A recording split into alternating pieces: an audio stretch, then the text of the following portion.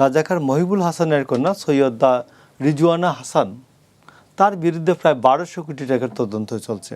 Doctor ইউনূসের government basically কোনো গভর্নমেন্টই ছিল না, এটা ষড়যন্ত্রকারীদের একটা আড্ডাখানা ছিল। এবং এইখানে যে পরিস্থিতিটা, প্রথমত আমরা বলি যে তারেক রহমান যে যথার্থভাবে তিনি জাতীয় সরকারের প্রস্তাবটি প্রত্যাখ্যান করেছিলেন। তারেক রহমানের বক্তব্য ছিল যে আমরা 12 সাল থেকে 11 সালে পঞ্চদশ সংশোধনী গৃহীত হওয়ার পর থেকে আমরা বলছিলাম যে আমরা একটা জেনুইন নির্বাচন চাই। আমরা তো বলি নাই যে বিএনপিকে ক্ষমতা বসায় দাও। তো আমরা 14 সালের নির্বাচনে আপনি দেখবেন 13 সালে 5টা সিটি কর্পোরেশনে বিএনপি বিজয়ী হয়। তারপর 14 সালের নির্বাচনে বিএনপি অংশগ্রহণ করে নাই, শুধুমাত্র যে তুমি তত্ত্বাবধায়ক সরকার বাতিল করলা কেন, এটা জেনুইন সরকার, জেনুইন একটা নির্বাচনের যে একটা ব্যবস্থা ছিল এটাকে তুমি বাতিল করে ঠিক করে নাই, এটা পুনর্বহাল করো।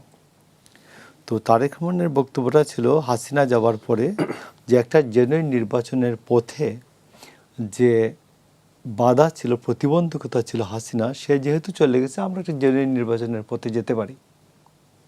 কিন্তু তখন এইখানে দেখবেন যে জামায়াতে ইসলাম, এনসিপি এবং ডক্টর ইউনূসের কিছু নামধারী নিরপেক্ষ ব্যক্তিরা বললেন এরা তো নির্বাচন চায় না, ক্ষমতা চায়, মানে নির্বাচন করলে বিএনপি ক্ষমতায় চলে আসবে। এই জন্য তারপর আরেক উপদেষ্টা বললেন যে বিএনপি তো এখন 290 সিট পেয়ে যাবে ইলেকশন করলে। উপদেষ্টা না, বদিউল আলম মজুমদার বলছেন বিএনপি তো এখন 290 সিট পেয়ে যাবে ইলেকশন করলে, তো ইলেকশন করতে দেওয়া যাবে না। তো ডক্টর ইউনূস ততক্ষণ পর্যন্ত অপেক্ষা করেছেন যে তার সন্তান এনসিপি এবং জামাত যতক্ষণ পর্যন্ত বিএনপির সাথে একটা কম্পিটিটিভ পজিশনে, প্রতিযোগিতামূলক পজিশনে না আসছে ততক্ষণ পর্যন্ত তিনি নির্বাচনটাকে বিলম্বিত করেছেন। তিনি আরও বিলম্বিত করতে চাইছিলেন এবং 12 তারিখ পর্যন্ত তিনি সবগুলো চ্যানেল তিনি ওপেন রেখেছেন। এবং সর্বশেষ যেটা ছিল যে সংবিধান সংশোধন কি সংস্কার পরিষদ, এটাতে বিএনপি স্বাক্ষর করলেই, শুধু ওই দিন শপথ নিলেই তিনি 180 দিন আরও থাকতেন, বলতেন আপনারা নির্বাচন সংস্কার পরিষদের কাজটা শেষ করেন, এরপরে মন্ত্রী পরিষদ গঠন করেন। তো যাই হোক, এটা তারেক রহমান যথেষ্ট বুদ্ধিমত্তার সাথে মোকাবেলা করেছেন। আমি মনে করি বাংলাদেশ একটা বড় বিপদ থেকে মুক্তি পেয়েছে। তো এবং আমি আপনাকে বলি যে ডক্টর ইউনূস সরকার পরিচালনা তো 59 নম্বর গুলশানের 59 নম্বর রোডের একটা বাড়ি থেকে করতেন।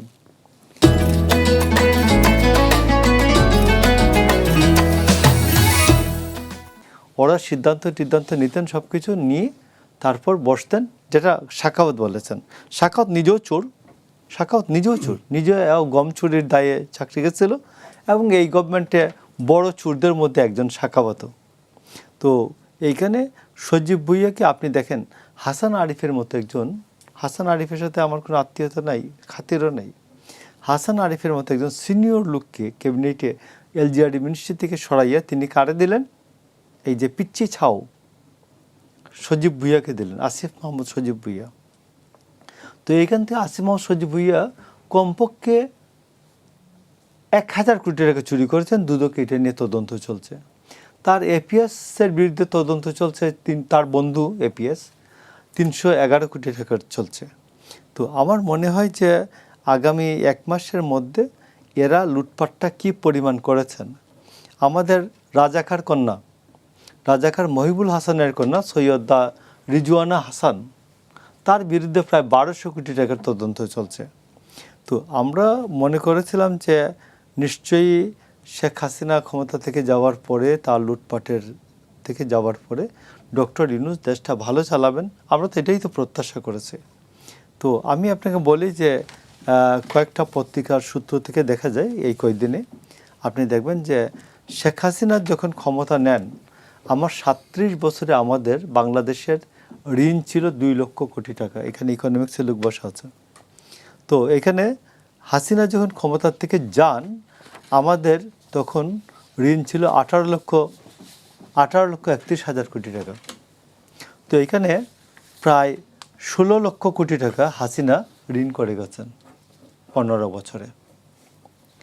আর ডক্টর ইউনূস এই যে যখন ক্ষমতা থেকে যান গত ডিসেম্বরে, জানুয়ারির আগে, এই সময় একটা বড় টাকা খরচ করেছেন। ডক্টর ইউনূস 21,39,000 টাকা ঋণ রেখে গেছেন। তাহলে 18,31,000 কোটি টাকা যদি এখান থেকে বাদ দেন, তাহলে দেখবেন 3,18,000 কোটি টাকা ডক্টর ইউনূস ঋণ করেছেন। তো আমি তো দেখি যে এক বছর চার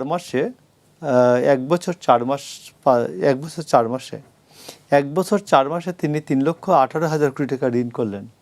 হাসিনার থেকে বেশি ঋণ করেছেন। হাসিনা তো প্রায় প্রতি বছরে 1 লক্ষ প্লাস টাকা ঋণ করেছেন। উনি তো প্রায় এক বছর 4 মাসে যদি 3,18,000 কোটি টাকা ঋণ হয়, তো 2 লক্ষ কোটি টাকার বেশি ঋণ করেছেন বছরে।